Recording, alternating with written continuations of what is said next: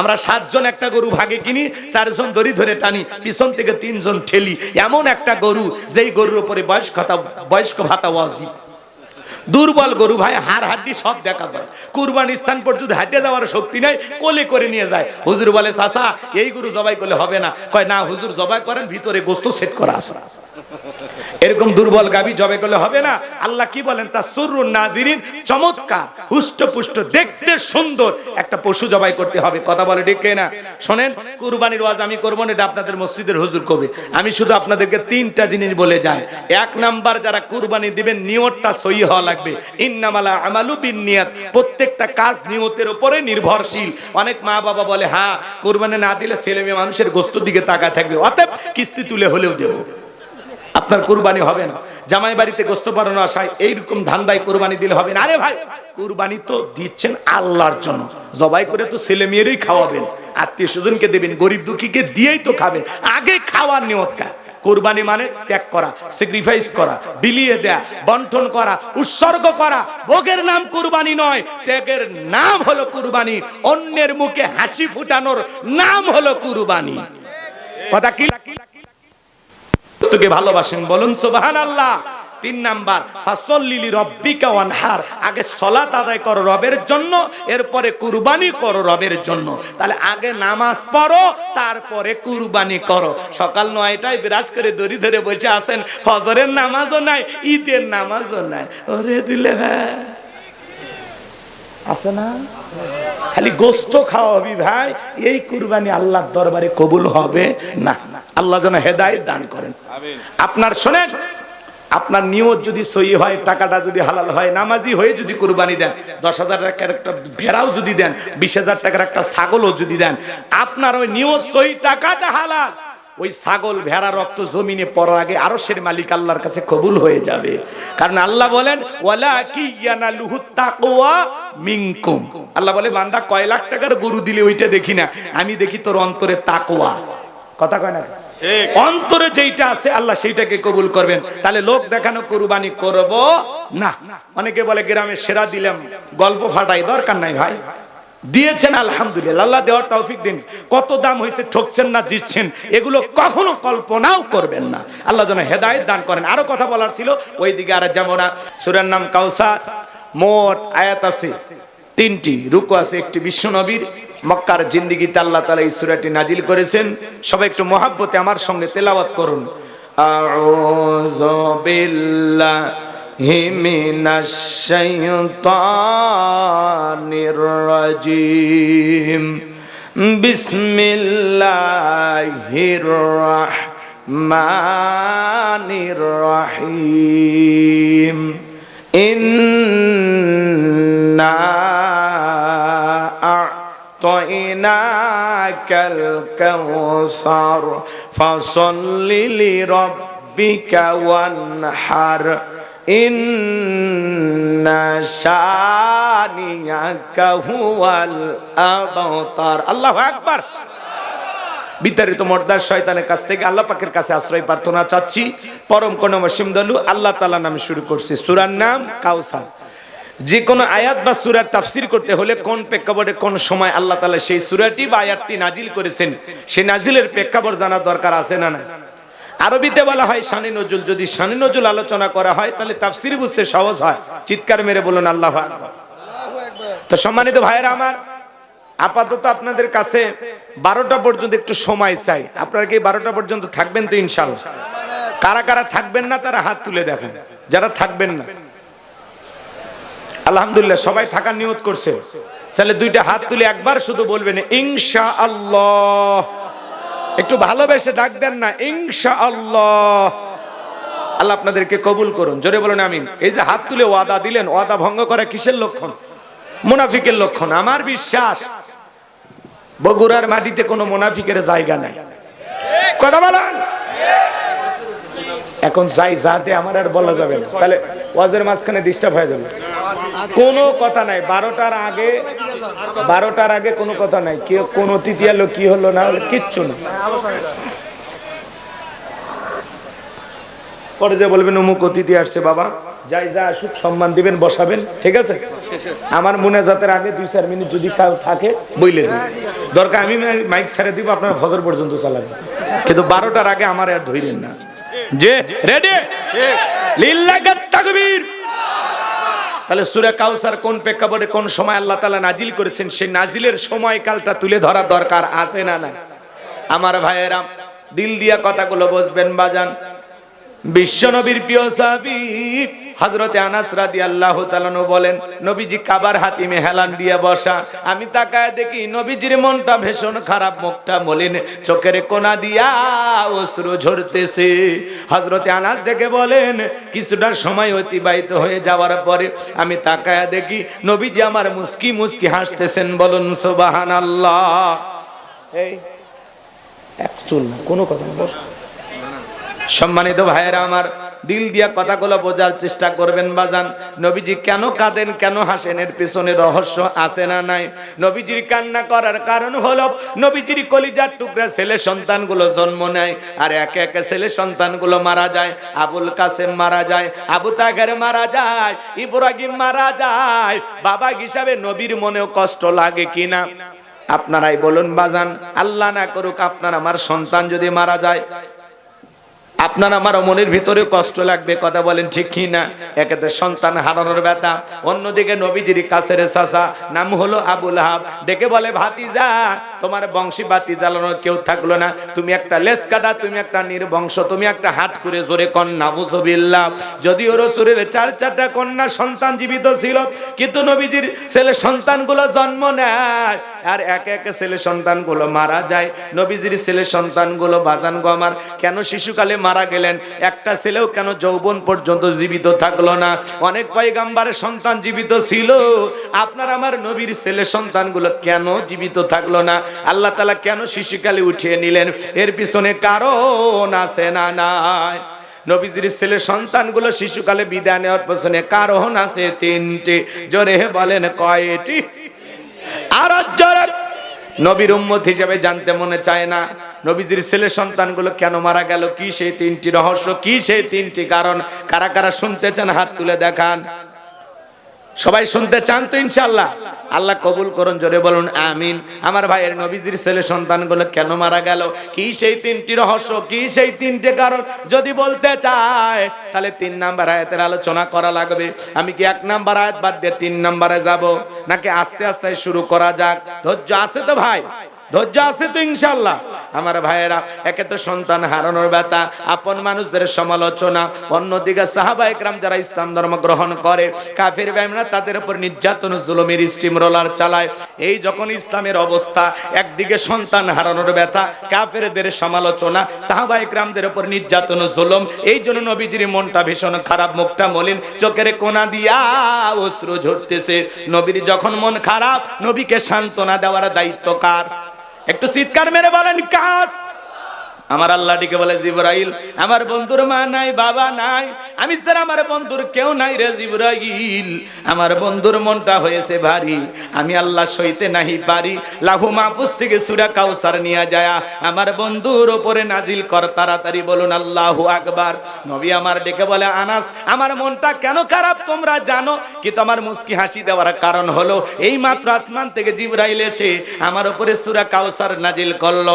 বিশ্বনবী তখন মুস্কি হাসলেন আর সাহাবায়ে কেরামদের সামনে সূরা কাউসার তিলাওয়াত করে শুনিয়ে দিলেন। জবান ছেড়ে সবাই একটু মুহাব্বতে পড়ুন, ইন্না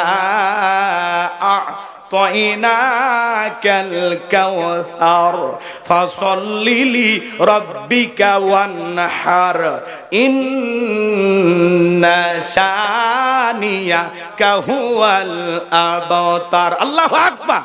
আমার আল্লাহ রাব্বুল আলামিন জানিয়ে দিলেন, ইন্না আ'তাইনাকাল কাউসার, অবশ্যই আমি আল্লাহ পাক আপনাকে হাউজে কাউসার দান করেছি। এ বাজান গো আমার, এই পৃথিবীর অন্য কোন নবী রাসূলকে আল্লাহ পাক হাউজে কাউসার দান করেন নাই। আপনার আমার নবীজিকে আল্লাহ পাক হাউজে কাউসার গিফট করেছেন, হাউজে কাউসার দান করেছেন। বলুন সুবহানাল্লাহ। ইন্না আ'তাইনাকাল কাউসার, নিশ্চয়ই আমি আল্লাহ পাক আপনাকে হাউজে কাউসার দান করেছি। এই হাউজে কাউসারের পানি দুধের মতো সাদা, মধুর চাইতে মিষ্টি, পানির মতো ক্লিয়ার। ওই কঠিন কিয়ামতের ময়দানে যেদিন বিচার দিবস কায়েম হয়ে যাবে, বিচার দিবসের একদিন হবে 50,000 বছরের সমান। যেদিন সূর্য হাত মাথার উপরে চলে আসবে, সূর্যের তাপে জমিনটা তামার জমিন হয়ে যাবে, মানুষের মগজ টকবক করে গলে নাক মুখ কান্দে বের হয়ে যাবে বাজান। যেদিন পাহাড় পর্বত বিল্ডিং ইমারত খাল বিল কোনো কিছু থাকবে না, এই পৃথিবীর সবকিছু ধ্বংস হয়ে যাবে। কুল্লুমান আলাইহা ফান, এই পৃথিবীতে কোনো কিছু অবশিষ্ট থাকবে না। ওই কঠিন কিয়ামতের ময়দানে বেঈমানদের জিহ্বা ঝুলে আসবে নাভি পর্যন্ত। যেদিন আল্লাহর আরশের ছায়া ছাড়া আর কোনো ছায়া থাকবে না, ওই ছায়ার ভিতরে আল্লাহ পাক শাস্তির মানুষকে ছায়া দান করবেন। কিয়ামতের ময়দানে এটা আল্লাহর তৈরি করা ভিআইপি গ্যালারি, সেখান থেকে আল্লাহর সেই প্রিয় গোলামেরা কিয়ামতের ফাইনাল খেলা উপভোগ করবেন। বলুন সুবহানাল্লাহ। মানুষ দলে দলে পানি পানি বলে চিৎকার মারবে। বিশ্ব নবীর দিকে মানুষ যাবেন পানি পান করার জন্য। কিছু মানুষের চোখের সামনে আল্লাহ তাআলা পর্দার আবরণ তৈরি করে দেবেন। এ বাজান, কিয়ামতের মাঠ বড় কঠিন একটা মাঠ, ভয়ঙ্কর দিন। ইয়াউমা ইয়াফিরুল মারউ মিন আখি ওয়া উম্মিহি ওয়া আবি ওয়া সাহিবাতিহি ওয়া বানি। যেদিন ভাই ভাইয়ের কাছ থেকে পালিয়ে যাবে, মাতা পিতা সন্তানদের কাছ থেকে পালিয়ে যাবে, স্বামী স্ত্রীর কাছ থেকে পালিয়ে যাবে, একজন আরেকজনকে দেখে পালিয়ে যাবে বাজান। ওই কঠিন কিয়ামতের ময়দানে বিশ্ব নবীর কাছে মানুষ দলে দলে যাবেন হাউজে কাউসারের পানি পান করার জন্য। কিছু মানুষের চোখের সামনে আল্লাহ তাআলা পর্দার আবরণ তৈরি করে দিবেন। তুমি তখন ডেকে বলবেন, আল্লাহ, সংখ্যায় আমি আমার অনেক উম্মতকে দেখতে পাইলাম, কেন জানি সংখ্যাটা কমে গেল। আমার আল্লাহ তখন ডেকে বলে, বন্ধু, পাইকারি দরে সবাইকে আপনি হাউজে কাউসারের পানি পান করাইতে পারবেন না। দুনিয়ার জীবনে 2টি অপরাধ করেছিল যারা, আজকে আপনার হাতে হাউজে কাউসারের পানি পাবে না তারা। জোরে বলেন কয়টি অপরাধ? এ ভাই জোরে বলেন কয়টি? এই 2টি অপরাধ আপনার আমার ভিতরেও থাকতে পারে কিনা বলেন। কি সেই 2টি অপরাধ? বলবো শোনেন, একটু অপেক্ষা করেন বাজান, দিল দিয়া কথাগুলো বোঝার চেষ্টা করবেন। এদিকে খেয়াল করেন, এদিকে খেয়াল করেন। হযরত আবু বকর সিদ্দিক পিয়ালাগুলো ভরায়া দিবেন, সুবহানাল্লাহ। মাঝখানে দাঁড়িয়ে থাকবেন হযরত ওমর বিশ্ব নবীর হাতে দিবেন, আর নবীজি তার আদরের উম্মতদেরকে হাউজে কাউসারের পিয়ালার পানি পান করাবেন। নবীজির হাতে এক পেয়ালা হাউজে কাউসারের পানি যদি কারো নসিবে তকদিরে ভাগ্যে জুটে যায়, এক পেয়ালা পানি পান যদি করতে পারেন বাজান, ওই কিয়ামতের কঠিন দিনে আপনার আর কোনো তৃষ্ণা লাগবে না। ওই এক পেয়ালা পানি পান করলে জান্নাতে ঢোকা পর্যন্ত আপনার তৃষ্ণা মিটে যাবে। সুবহানাল্লাহ। নবীজির হাতে কারা কারা হাউজে কাউসারের পানি পান করতে চান? 2টা হাত তুলে আমার আল্লাহকে দেখান। আল্লাহ আমাদের সবাইকে নবীজির হাতে হাউজে কাউসারের পানি পান করা তৌফিক দান করুন। একটু জোরে বলুন আমিন। আল্লাহ তোমার কুদরতি নজর দিয়ে তাকায়া দেখো, এই হাজার হাজার নারী পুরুষ বান্দাগুলো আল্লাহ রসুলের হাতে এক পেয়ালা করে হাউজে কাউসারি পানি পান করতে চায়। আল্লাহ সেই কাতারে আমাদেরকেও শামিল করুন। আল্লাহ আমাদের সবাইকে নবীজির হাতে হাউজে কাউসারে পানি পান করা তৌফিক দান করুন। জোরে বলুন আমিন। আরেকটু জোরে বলুন আমিন। হাত নামান। পানি চাইলেই কি পাওয়া যাবে বাজান? শোনেন, নবীজিকে দেখা হবে, আবার নবীজির হাতে হাউজে কাউসারের পানি পান করা হবে। কি সৌভাগ্যবান ওই সমস্ত ব্যক্তি যাদের নসিবে, যাদের তকদিরে, ভাগ্যে এই দৃশ্যটা জুটে যাবে। সুবহানাল্লাহ বল। শোনেন, আমি আপনাদের এলাকা আসলাম, একটা ছেলের হাতে কিছু চকলেট দিলাম, দিয়ে বললাম, বাবা একটু এক বদ্দা পানি আনো তো, আমি একটু উজু বানাবো। ওই ছেলেটা চকলেট পাই মারছে দৌড়, মাঝখানে আছার খাইয়ে পড়ে গেছে, হাঁটু ছিলে গেছে, রক্ত বের হয়ে গেছে, ব্যথাও পাইছে। কিন্তু চকলেট থাকার কারণে ছেলেটা উঠে দাঁড়াইয়া বদনা ভরিয়া পানি নিয়ে আমার সামনে হাজির। আমি তখন বললাম, বাবা এই পানিটার দিকে তোমার কষ্ট হয়েছে, মাঝখানে পড়ে গেছো, হাঁটুটা ছিলে গেছে, রক্ত বের হয়েছে, ব্যথাও মনে হয় পাইছো। ওই চকলেট থাকার খুশির কারণে ছেলে বলতেছে, আমি এরকম কত পড়ে যায়, আমার কিছুই হয় না। কথা বলেন না কেন? ওই ছেলেটার ব্যথা যেরকম ব্যথা মনে হচ্ছে না, কিয়ামতের ময়দানে নবীজির হাতে এক পেলা হাউজে কাউসারের পানি যদি তকদিরে নসিবে ভাগ্যে জুটে যায়, আর আল্লাহর আরশের নিচে ছায়া যদি ভাগ্যে জুটে যায়, কিয়ামতের কঠিন দিন আপনার কাছে কঠিন মনে হবে না, আল্লাহ সহজ করে দিবেন। বলুন সুবহানাল্লাহ।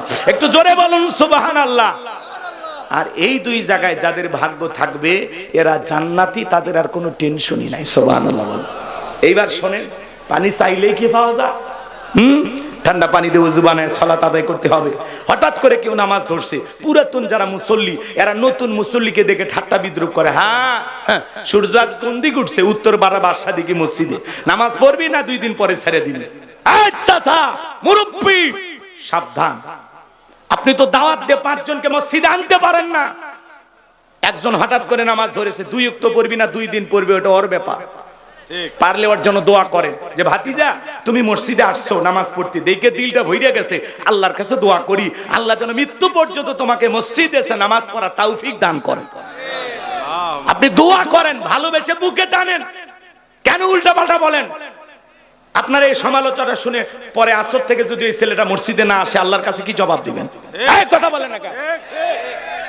আপনার কে বলেছে যে মসজিদে কে আসলো কে গেল খবর নিতে? আছে না এরকম লোক? হ্যাঁ, নতুন 2-4 জন নামাজ ধরে ওদেরকে নিয়ে ঠাট্টা বিদ্রুপ করে, লয়া লয়া মুসল্লি বের হয়েছে বারে। আছে না ভাই? খবরদার চাচামি, এগুলো করা যাবে না। যুবক বয়সে একটু দাড়ি রেখে হইলে না সমালোচনা, এই বয়সে দাড়ি রেখে দিলি বুড়ো হয়ে গেলি, কথা কয় না। দাড়ি রেখে বউ নিয়ে ঘুরতে গেছে, বলে ভাবি আসসালামু আলাইকুম, সাথে চাচার খবর কি? বউ বাড়িতে এসে রাগ করে, তোমার সাথে বাহিরে যাওয়া যায় না কেন? কয় আমার ডাকে ভাবি, তোমার ডাকে চাচা। যেই বউ নবীর সুন্নত দাড়িকে মহব্বত করে না, ওই বউ আপনাকে 100% ভালোবাসা দিতে পারে না। কথা বলে ঠিক কি না? দাড়ি হলো এটা কার সুন্নত? জোরে বলেন। এই দাড়ির ভিতরে আছে মদিনাওয়ালার প্রেম। টুপি খোলা যায়, জুব্বা খোলা যায়, দাড়ি এমন একটা সুন্নত খোলা যায় না। কথা বলে ঠিক কি না? দাড়ি হলো পুরুষের সৌন্দর্য। কথা বলে ঠিক কি না? রাগ করেন, কষ্ট পান আপনারা। তাহলে মুসলমান যুবক তোমরা হয়তো মন খারাপ করো, এই যে গতকালকে এর পথের মধ্যে দুর্ঘটনায় 60টা গাড়ি দুর্ঘটনা কুয়াশার কারণে মেরে দিছে। আল্লাহ না করুক এরকম দুর্ঘটনায় তুমি আমি যদি মারা যায়, যুবক রে তোমার মুখে দাড়িও নাই, মাথায় টুপিও নাই, তাহলে মরার পরে মানুষ লুঙ্গি খুলে দেখবে মাথা কাটা আছে না নাই? হাসে হাসে। দুইটার একটা চিহ্ন তো রাখবেন, হয় টুপি না হয় মুখে একটা দাড়ি। কথা কেন? হয় মুখে দাড়ি রাখবেন, না হলে সফরে বের হলে পকেটে একটা টুপি রাখবেন। মরার পরে মানুষ জানো আপনার এই টুপি আর দাড়ি থেকে বুঝতে পারে না এটা মুসলমানের বাচ্চা। কথা বলে ঠিক না? কিন্তু টুপিও নাই দাড়িও নাই, মরার পরে লুঙ্গি খুলে দেখি মাথা কাটানো আছে না নাই? বাঁচেন বাঁচেন, এখনো সময় আছে, বাঁচেন। আমি আপনাকে বাঁচাতে চাই। কথা কয় না? কথা কয় না? 70 বছর 60 বছর পার হয়ে গেছে, তাও সেলুনের জায়গায় মারিয়ে দেন, ক্লিন সেভ করে দেন। আসে না না? কয় চাচা আর তো হয় না, চামড়া জড়ে গেছে, কয় প্লাস দিয়ে টান দাও। প্লাস দিয়ে টানিয়ে হলেও ক্লিন সেভ মানে। আসে না নাই? আমার এলাকার এক দাদা 80 বছর বয়স হচ্ছে, তাও দাড়ি রাখেন। 80 বছর, চিন্তা করা যায়? দাড়ি রাখলে চুলকে, তোর দাড়ি রাখলে চুলকে বেটা, কবরে যা ফেরেশতারা মলম নিয়ে বসে আছে। কথা বলেন ঠিক না? আল্লাহ যেন আমাদের সবাইকে রাসূলের সুন্নতি দাড়ি মুখে রাখার তৌফিক দান করেন। এই পৃথিবীর সকল নবী রাসূলদের মুখে দাড়ি ছিল, সুবহানাল্লাহ বলবেন না?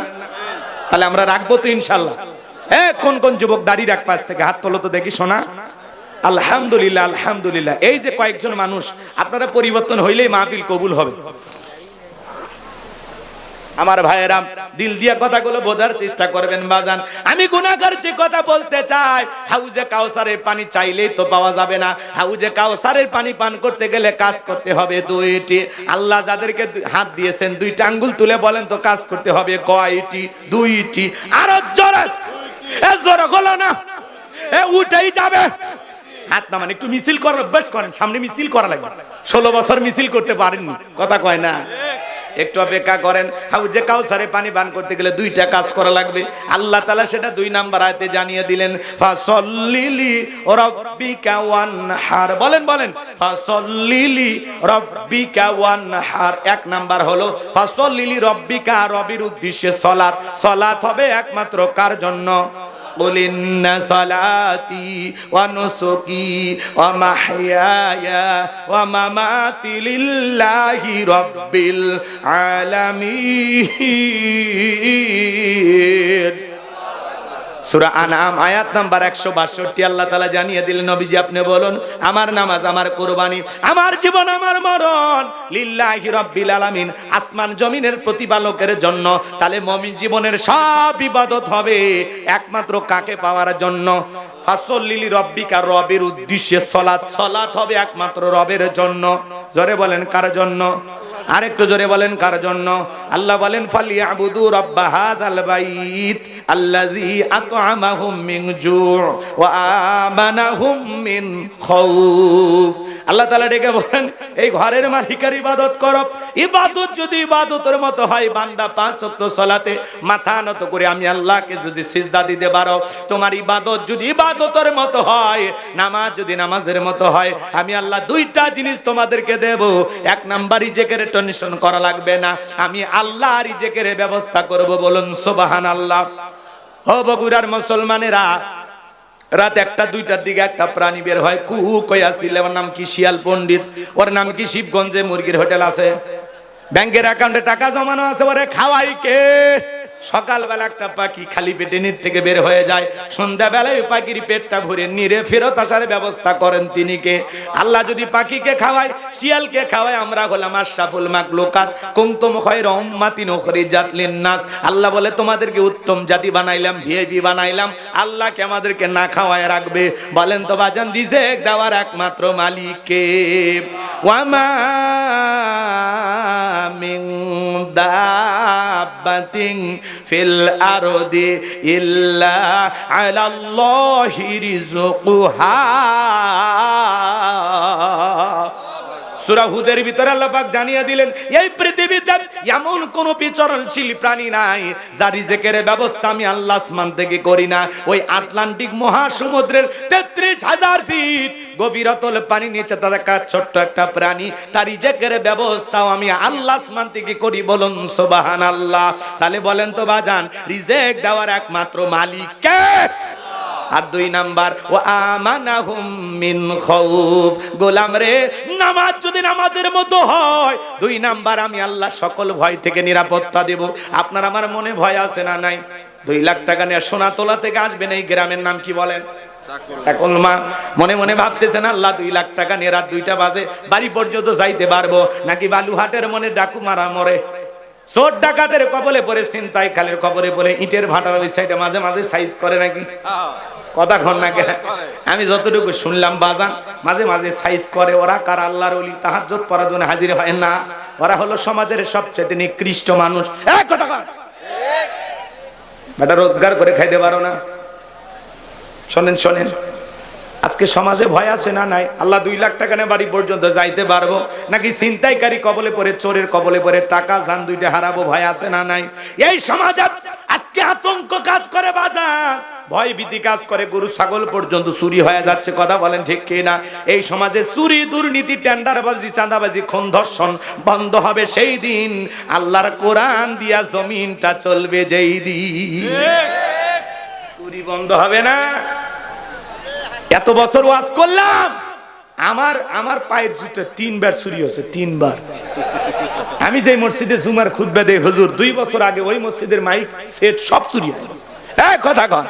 তাহলে আমাদের ওয়াজ দিয়ে জুতা চুরি বন্ধ হচ্ছে না, তাহলে এই সমাজে চুরি বন্ধ করতে হলে লাগবে কার আইন? জোরে বলেন কার আইন?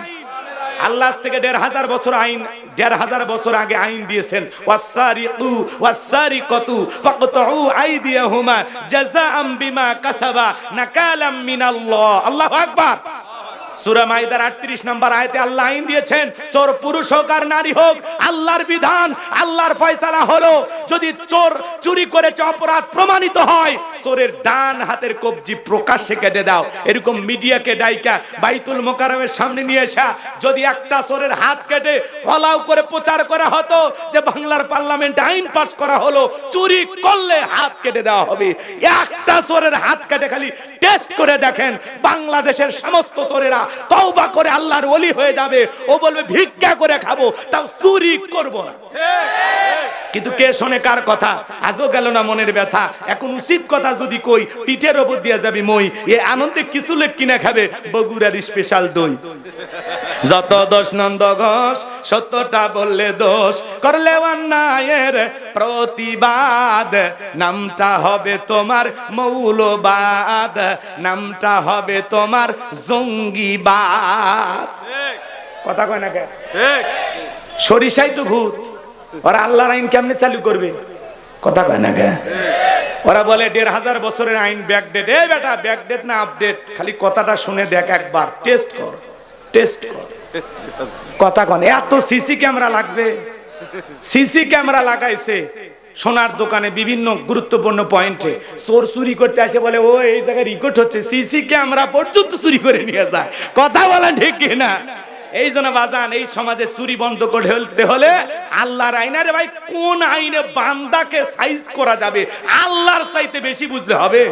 এজন্য লন্ডন আমেরিকার আইন দিয়া আর ভারতের পানি পড়া দিয়া এই 56,000 বর্গ মাইলে কোন নেতা শান্তি প্রতিষ্ঠিত করতে পারবে না। এই সমাজে শান্তি প্রতিষ্ঠিত হবে সেই দিন আল্লাহর কোরআন দিয়া জমিনটা চলবে সেই দিন।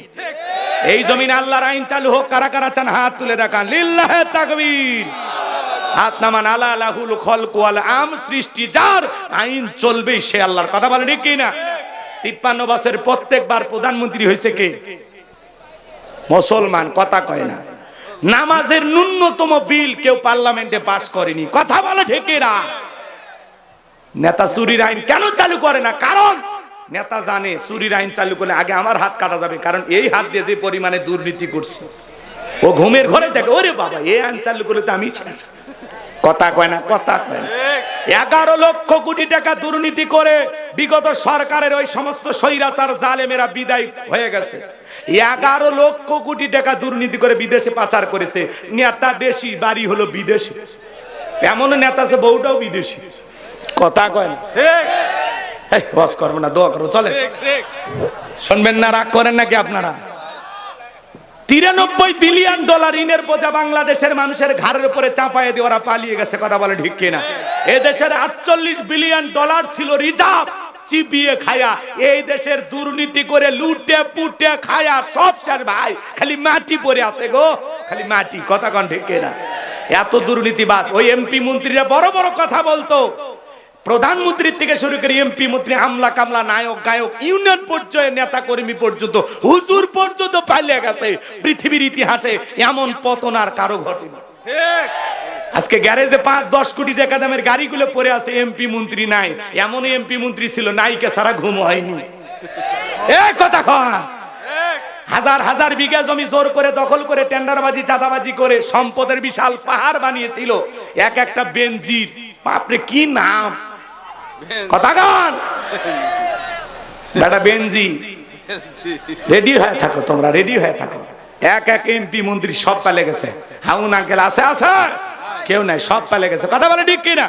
মন্ত্রীরা সব কোথায় গেল? এমপিরা সব কোথায় গেল? কোথায় কাদের কাকা? ওদের সারা দেশটা এখন লাগে ফাঁকা ফাঁকা। এ যুবক চলবে? পালাবো না, পালাবো না, পালাবো না, পালাবো না, যাই না তাদের দেখা। ওদের সারা দেশটা এখন লাগে ফাঁকা ফাঁকা। আইন মন্ত্রী আটকে গেল আইনেরই ফাঁকে, দাড়ি সারা দরবেশটারে ভণ্ড ভণ্ড লাগে।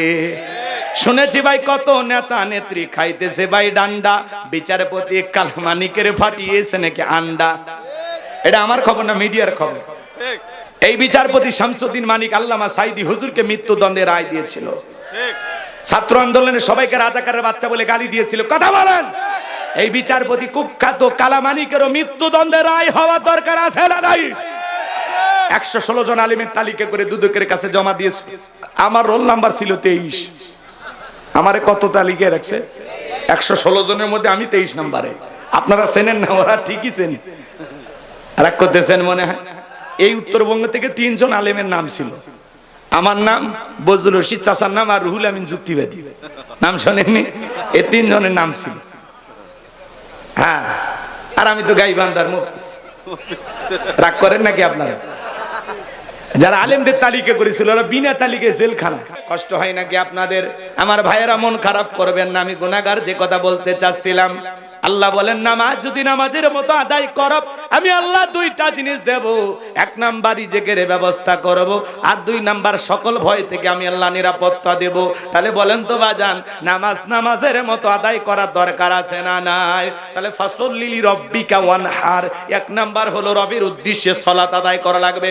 নামাজ হবে একমাত্র আল্লাহর জন্য, লোক দেখানো সালাত আদায় করলে হবে না। ফাওয়াইলুল লিল মুসাল্লিন আল্লাযীনা হুম আন সালাতিহিম সাহুন, হতভাগা সেই সমস্ত নামাজি, দুর্ভাগা সেই সমস্ত নামাজি যারা লোক দেখানোর জন্য সালাত আদায় করে। আপনি আমি সালাত আদায় করব ফাসল্লি লিরাব্বিকা, একমাত্র রবকে খুশি করার জন্য। কারা কারা পাঁচ ওয়াক্ত সালাত আদায় করবেন? দুই হাত তুলে আল্লাহকে দেখান। আল্লাহ আমাদের সবাইকে পাঁচ ওয়াক্ত নামাজি বানায় দেন। জোরে বলেন আমিন। আর একটু জোরে বলেন আমিন। নামাজ পড়বেন তো ইনশাআল্লাহ, আল্লাহ কবুল করেন। জোরে বলেন আমিন। এইবার দুই নাম্বার হলো ওয়ানহার। এদিক শুধু মসজিদটা সুন্দর করলে হবে না, ওই মসজিদে যারা সালাত আদায় করবে তাদের ঈমানটাও সুন্দর হওয়া লাগবে। বাংলাদেশে মসজিদ জুমার নামাজের জন্য ভেঙে 2 তলা 3 তলা করা হয়। ফজরের নামাজের সময় এক কাতার মুসল্লি পাওয়া যায় না। কথা বলেন, কথা বলেন। এমন মসজিদ আছে মুয়াজ্জিম একাই আজান দিয়ে একাই নামাজ পড়ে, এরকম মসজিদ আছে না? না। ওই জন্য আমি আমার ওয়াজে বলি, এদেশে নামাজি আছে 5 রকমের, 5 ধরনের নামাজি। 5-এর, 7-এর, খাটের, ঠাটের, ভোটের। কথা কয় না, বুঝলেন না তো? নিয়মিত যারা 5 ওয়াক্ত সালাত আদায় করে এরা হলো নির্ভেজাল খাঁটি মুমিন, এরা হলো অরিজিনাল মুমিন বান্দা। বলেন সুবহানাল্লাহ। মানে নিয়মিত 5 ওয়াক্ত সালাত যারা আদায় করে এরা হলো খাঁটি মুসলমান। 5 ওয়াক্ত সালাত এটা রবের বাধ্যতামূলক অর্ডার। নিজেকে মুমিন দাবি করলে অবশ্যই আল্লাহর বিধান 5 ওয়াক্ত সালাত আপনাকে আদায় করতেই হবে, করতেই হবে, করতেই হবে। আপনি মুসলমান, আপনার কাছে যদি নামাজের ওয়াজ করা লাগে আর সেটা দুঃখ আছে নাকি? ঠিক। এই কথা বলেন না কেন? মসজিদের পাশেই বাড়ি, কপাল পরে আজান হয়, ওই আজান শুনে উঠে কম্বলের ভিতর থেকে বের হয়ে পেশাব করে আবার কম্বলের ভিতরে ঢোকে। হুজুর কি তো পেশাব করার জন্য ডাক দিছে? হ্যাঁ, আছে না নাই? কি চাচা মিথ্যা কথা? মসজিদের সাথেই বাড়ি, নামাজে আসার ভাগ্য হয় না। আর উত্তর পাড়ার থেকে কত মানুষ হাঁটতে হাঁটতে অন্ধকারে উষ্টা খায় পরে পরে মসজিদত আসে, আর মসজিদের সাথেই দেওয়াল।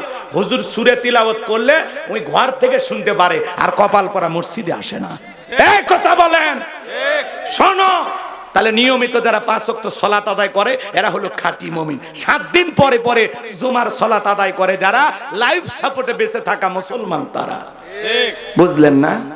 7 দিন পরে পরে জুমা পড়তে যায়, আর টাইসে ধুলে দেখে বলে হুজুর এই যে ধুলে বেতনটা না হালাল করেন, খাচ্ছেন আর বলের মতো মোটা হচ্ছেন, এই যে কি ধুলেন? আচ্ছা, মসজিদের ধুলে পরিষ্কার দায়িত্ব কি হুজুরের একা? এই কথা বলেন না কেন? এই বেটা, মসজিদের ধুলে ওইরকম না নাইরা মসজিদের ধুলাটা পরিষ্কার করো, আল্লাহ তোমার অন্তরের ময়লা দূর করে দেবে। কথা বলে ঠিক এরা? বিশ্বনবী এক জায়গায় গিয়ে সালাত আদায় করলেন, নতুন একটা কবর মসজিদের পাশেই। আল্লাহ রাসূল এই কবরের দিকে তাকায় বললেন, ও আমার সাহাবীরা, তোমরা কি জানো এই কবরে থাকা ব্যক্তিটা জান্নাতি? সুবহানাল্লাহ, সুবহানাল্লাহ। কাল 9টার পরে বউকে সাথে নিয়ে বললেন, সুবহানাল্লাহ। একটু জোরে বলেন সুবহানাল্লাহ। আমার ভাইয়েরা, সাহাবায়ে কিরাম জিজ্ঞাসা করলেন, নবী গো, এই ব্যক্তি কি এমন আমল করেছে যার কারণে আল্লাহ তাকে জান্নাত দিল? নবী আমার ডেকে বলে, সাহাবীরা শোনো, এই ব্যক্তি নিয়মিত আল্লাহর ঘরটা ঝাড়ু দিত, আল্লাহর ঘরটা পরিষ্কার পরিচ্ছন্ন রাখতো। এই জন্য আল্লাহ তাআলা খুশি হয়ে আমলের কারণে তার কবরটা জান্নাতের বাগান বানিয়েছেন। বলুন সুবহানাল্লাহ।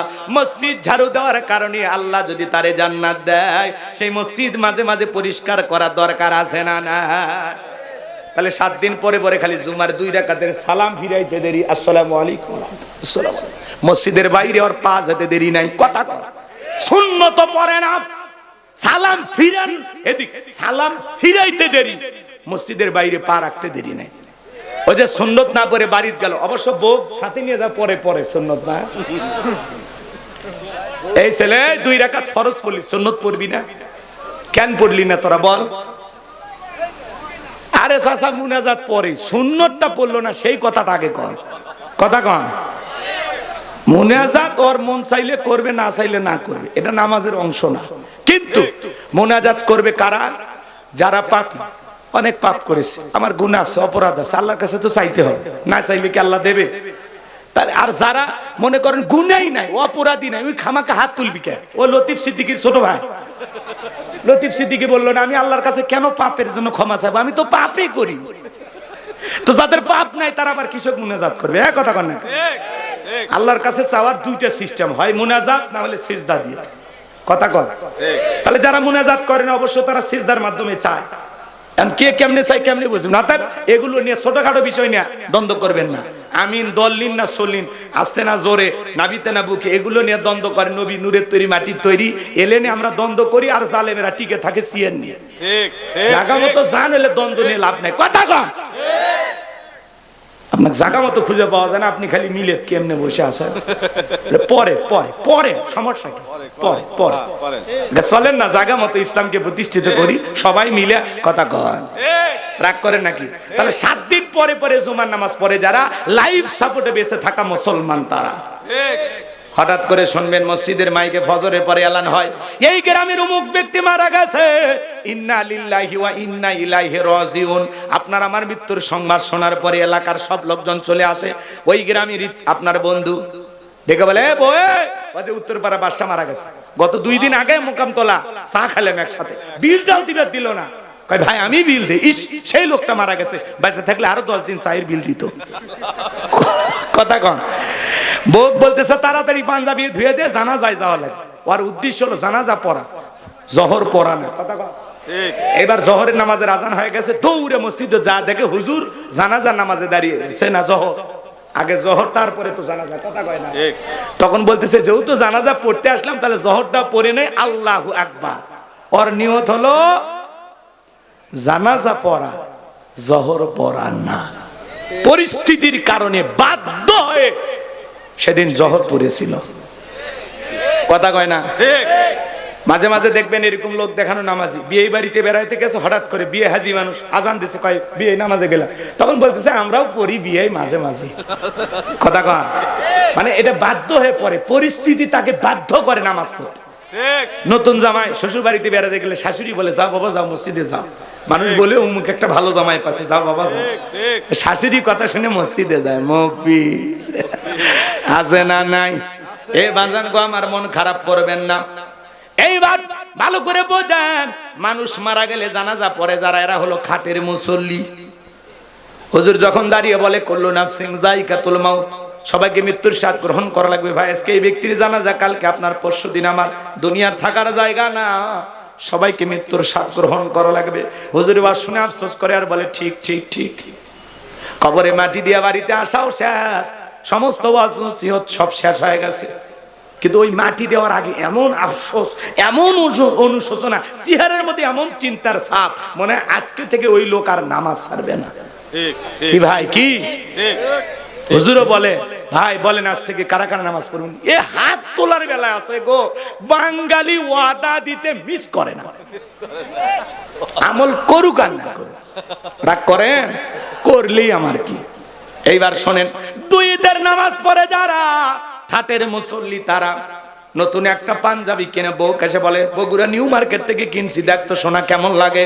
বলে তুমি আমার গরিবের শাকিব খান, ভালোই লাগতেছে, কথা কয় না কেন? দোস্ত বন্ধু বান্ধব সবাইকে দেখায়, হুজুরের কাছে যা বলে, হুজুর ঈদের নামাজ পড়া পরে আসেন না, একটু আলেমদের সাথে কোলাকুলি করি, আপনাদের দেখলেই ভালো লাগে। এমন একজন বাজান ভুরিওয়ালা আমার সাথে কোলাকুলি করতে আসছে, বিশাল বড় ভুরি, 26 মাসের কম হবে না। আমার নিয়ে যখন বুকে টানতেছে আমিও বুকে যেতে চাই। কিসের কোলাকুলি? মাঝখানে পেট ব্যারিকেড, কোলাকুলি তো হয় না, মাঝখানে পেটা পেটি, কথা কন। ভাইয়েরা আমার কোলাকুলি করে, হুজুর তখন কানের মধ্যে নিয়ে বলে, ভাই রোজা কয়টা? 30টা না 29টা? বলে হুজুর একটা রোজাও রাখিনি, তারাবিও পড়িনি, কিন্তু ইফতার খাওয়া মিস করিনি। আমিও খাইছি হুজুর, মাঝে মাঝে অমুসলিমদেরকে দাওয়াত দিয়েও ইফতার খেলেছি। এরকম নামাজি আছে না? না, এরা হলো 2 ঈদের নামাজ পড়ে, এরা হলো কি? চেষ্টা করো এবার যা মসজিদে যা। এখন আপনি যদি নামাজ না পড়িয়ে আপনার ছেলেকে মসজিদে যাইতে বলেন, তখন ছেলে কি করবে? আব্বা তুমি নামাজ পড়ো না, আমাকে বলো কেন? তার মানে বাবার আগে নামাজি হয়ে তারপরে ছেলের কাছে নামাজের ওয়াজ করা লাগবে। তো নেতার উচিত আগে নামাজি হয়ে জনগণকে নামাজের দাওয়াত দেওয়া, কথা বলেন ঠিক কিনা? রাগ করিয়েন না, আমরা আগে নিজে আমল করব, তারপরে মানুষকে বলবো। আমি হুজুর ওয়াজ করতেছি, আমি যদি নামাজ না পড়ি, আমার ওয়াজে মানুষ কি নামাজি হবে? তার মানে ওই আমলটা আগে আমার ভিতরে থাকতে হবে। আল্লাহ যেন আমাদের হেদায়েত দান করেন, এটা জোরে বলেন আমিন। এই জন্য ভাইয়েরা আমার, আমরা বলতে চাই সেজুনারি ইমানদার দরকার নাই, 12 মাসই যেন আল্লাহ আপনাদেরকে ইমানদার বানায় দেয়। এই জন্য নির্বাচনের সময় মাথায় টুপি পরে হাজির হয় যারা, এরা হলো ভোটের মুসল্লি। মানে দেখবেন ওই সময় হঠাৎ করে আজান হয়ে গেলে নামাজ পড়ে বাধ্য হয়ে, পরিস্থিতির কারণে, ভোটার 2-4টা ভোট বেশি পাওয়ার জন্য। এরা হলো ভোটের মুসল্লি। আল্লাহ যেন আমাদের সবাইকে এরকম আচরণ থেকে বিরত থাকার তৌফিক দান করেন। একটু চিল্লা বলেন আমিন, আর একটু জোরে বলেন আমিন। তাহলে 5-এর মুসল্লি, 7-এর 8-এর সব বুঝছেন তো ইনশাআল্লাহ। আমরা কোনটা হব? 5-এর। জোরে বলেন আমরা কোনটা হব? 5-এর মুসল্লি ইনশাআল্লাহ। 2 নাম্বার হলো ওয়ানহার। ওয়ানহার মানে কুরবানি করা, নিজের আমিত্বকে কুরবানি করা, অহংকারকে কুরবানি করা, নিজের ভিতরে থাকা পশুসুলভ আচরণকে কুরবানি করা। শহীদ আবু সাঈদের মতো দেশের জন্য কুরবানি হওয়া, মুগ্ধের মতো কুরবানি হওয়া, নিজের জান মাল অর্থ সময় সবকিছু কুরবানি হবে একমাত্র কার জন্য? ওয়ানহার মানে কুরবানি করা, শুধু গরু ছাগল জবাই করা না। ফাসল্লি লিরাব্বিকা ওয়ানহার, আগে সালাত আদায় করো রবের জন্য, এরপরে কুরবানি করো রবের জন্য। 3 নাম্বার, আল্লাহ রাব্বুল আলামিন বলেন ইন্না শানিয়া কাহুয়াল আবতার। আল্লাহু আকবার। আমার আল্লাহ ডেকে বলে, নবী যারা আপনাকে লেসকারের বংশ বলে, আপনি মন খারাপ করবেন না গো নবী। এই পৃথিবীর জমিন থেকে আপনার ছেলে সন্তানগুলোকে আমি আল্লাহ উঠিয়ে নিলাম, আপনি কষ্ট মনের মধ্যে নেবেন না গো নবী। এই পৃথিবীর জমিন আপনাকে মহব্বত করা, আপনাকে ভালোবাসার কোটি কোটি রুহানি সন্তান পাঠাবো, যারা আপনার জন্য জীবন দিতে প্রস্তুত থাকবে। ওই আবুল হাবুদ বা সাইবা, ওদের কথা শুনে আপনি মন খারাপ করবেন না, ওদের বংশে বাতি জ্বালানো কেউ থাকবে না গো নবী। আপনার ছেলেগুলোকে কষ্ট মনের মধ্যে নেবেন না। এই পৃথিবীতে আপনাকে মহব্বত করার, আপনাকে ভালোবাসার কোটি কোটি রুহানি সন্তান আমি পাঠাবো। বর্তমানে পৃথিবীতে 700 কোটির উপরে মানুষ, এর মধ্যে 200 কোটির উপরে মুসলমান। আমরা সবাই নবীজি রুহানির সন্তান। নবীজির অপমানে যদি না কাঁদে তোমার মন, মুসলিম নয় তুমি মুনাফিক, নবীজির দুশমন। বলেন আল্লাহু আকবার। ফ্রান্সের লোকেরা মাঝে মাঝে রসুলের কার্টুন প্রদর্শন করে, নাকটা বেঁকা করে দিয়া মুখে কয়েকটা দাড়ি লাগায়, বল ইনি মোহাম্মদ, জোরে কর নাউজুবিল্লাহ। মোহাম্মদ মানে প্রশংসিত। ওরা যে নবীর কার্টুন বানায়, আমার নবী কি দেখতে কার্টুনের মতো? এই পৃথিবীর সবচাইতে সুন্দর মানুষটির নাম মোহাম্মদ রাসূলুল্লাহ সাল্লাল্লাহু আলাইহি ওয়াসাল্লাম। যেই নবীর চরিত্রের সার্টিফিকেট আল্লাহ দিয়ে বলেন, ওয়া ইন্নাকা লাআলা খুলুকিন আযীম।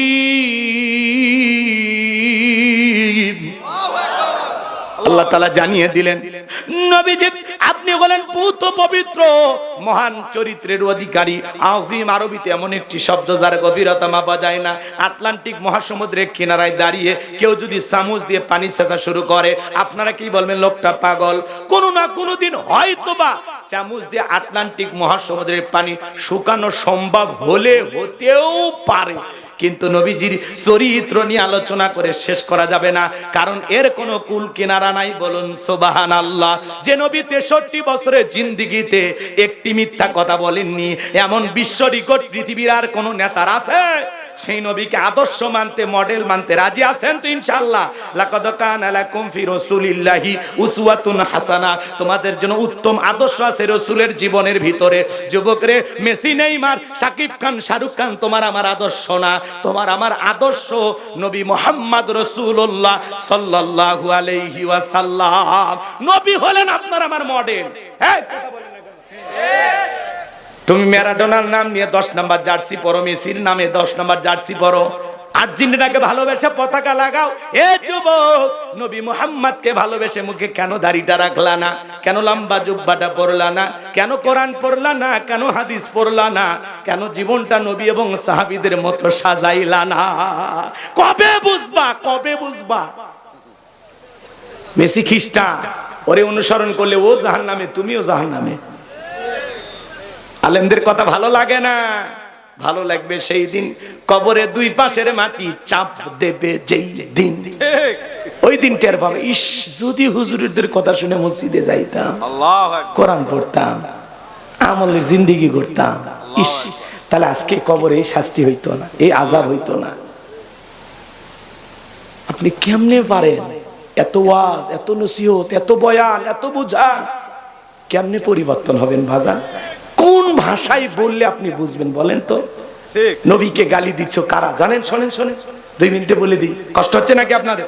ভাই দোয়ার দিকে যাব, আমার স্যার আছে, স্যার পরীক্ষা দিয়ে আসছেন? মাশাআল্লাহ, আমি আপনার কখন থেকে খুঁজতেছি স্যার। তাকবীর দেন, লিল্লাহি তাকবীর। নবীকে গালি দিত ওয়ালিদ বিন মুগিরা, ওয়াকাত্ত ভাষায় বিশ্ব নবীকে গালি দেয়। আল্লাহ তাআলা সহ্য করলেন না, আয়াতে কারিমা নাজিল করে জানায় দিলেন, উতুল্লিম বাদা যালিকা জানিম। নবী গো, এই ওয়ালিদ বিন মুগিরা হলো পিতৃ পরিচয়হীন যার সন্তান, এর জন্মের ঠিক নাই। নবীকে গালি দিবে যারা, অবৈধ যার সন্তান তারা। এই দিক শোনেন শোনেন শোনেন, 2 মিনিটে কথাটা বলে যায়, শোনেন না শোনেন।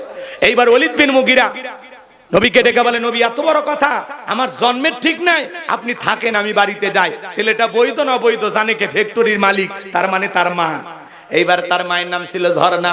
যা বলে, মা করবি না কোনো তালবাহানা, নবী আমাকে বলেছেন উতুল্লিম বাদা যালিকা জানিম, আমি নাকি পিতৃ পরিচয়হীন যার সন্তান, আমার নাকি জন্মের ঠিক নাই। ওয়ালিদ বিন মুগিরার মা মনে মনে ভাবতেছে, এই গোপন তত্ত্ব নবী জানলো কেমনে? নবী তো জানতেন না, নবীকে জানিয়ে দিয়েছেন তিনি কে। ভালো করে দিল দিয়ে কথাগুলো বোঝার চেষ্টা করবেন বাজান, গভীর মনোযোগ দিয়ে কথাগুলো শুনবেন। ওয়ালিদ বিন মুগিরার মা বলতেছে, বাবা আমার বয়স হয়ে গেছে, আমি মিথ্যা বলবো না, তোর বাবা ব্যবসা বাণিজ্যের কাজে এতটাই ব্যস্ত, তোর বাবা ব্যবসা আছে না, টাকা আছে না, কিন্তু তোর মায়ের মন বোঝে না, সে যে কেন আসে না, কিছু ভালো লাগে না, এবার আসুক, তারে আমি মজা দেখাবো। এখনই আমরা মুনাজাতের দিকে যাব, শোনেন 1 মিনিটে। ওয়ালিদ বিন মুগিরার মা তখন রাজি, পুরো ঘটনাটা স্বীকার করলো, বললো, বাবা তোর চাচা দিতে ভালোবাসা বিনিময় করেছিলাম, তার ফলে তোর জন্ম হয়েছে, এই জন্য মনে রাখবেন, নবীকে গালি দিবে যারা, অবৈধ যার সন্তান তারা, ওদের জন্মের ঠিক নাই। কথা বলেন ঠিক না? ওরা একটা বাস্টার্ড, ওরা একটা বাস্টার্ড। ভারতের যেই কুলাঙ্গার গালি দিয়েছে ওইটাও বাস্টার্ড, বাংলাদেশে মাঝে মাঝে যেই কুলাঙ্গারে গালি দেয় ওরাও বাস্টার্ড। কথা বলেন ঠিক না? তুমি আমার এই গালি দাও মাইনে নেব, আমার বাপকে গালি দাও মাইনে নেব, আমার দলকে গালি দাও মাইনে নেব, কিন্তু বিশ্ব নবী বলেন আমাদের কলিজার টুকরা নবী, নবী বলেন আমাদের কলিজার টুকরা। নবীকে গালি দিবে যারা, ওই নাস্তিক বেঈমানকে ধইরা আর বুকের উপরে চইরা জিহ্বা টান দিয়ে ছিঁড়ে কুকুরকে খাওয়ায় দেব। নবীজির অপমান মেনে নেওয়া হবে না, হবে না। নবীর জন্য কারা কারা জীবন দিতে প্রস্তুত, হাত তুলে দেখা। লিল্লাহি তাকবীর। বিশ্ব নবীর অপমান সইবে না রে মুসলমান, হাত নামান। আর 3টা কথা বলা হলো না, 4টা সুন্নত বলা গেল না, 12টা পার হয়ে গেছে। আমাদের গণ্যমান্য অতিথি বিন্দু এসেছেন, সম্মানিত সভাপতি আমাদের এসেছেন, সাবেক আপনাদের এমপি ছিলেন, তারা এসেছেন, একটু কথা বলবেন, এরপরে ইনশাল্লাহ আমরা মুনাজাত করব। সবাই একটু বসেন ভাই, বসেন। এই ভাই, এই শেষ ভালো যার সব ভালো, একটু বসেন, খুব দ্রুত মাইক দেন, কোনো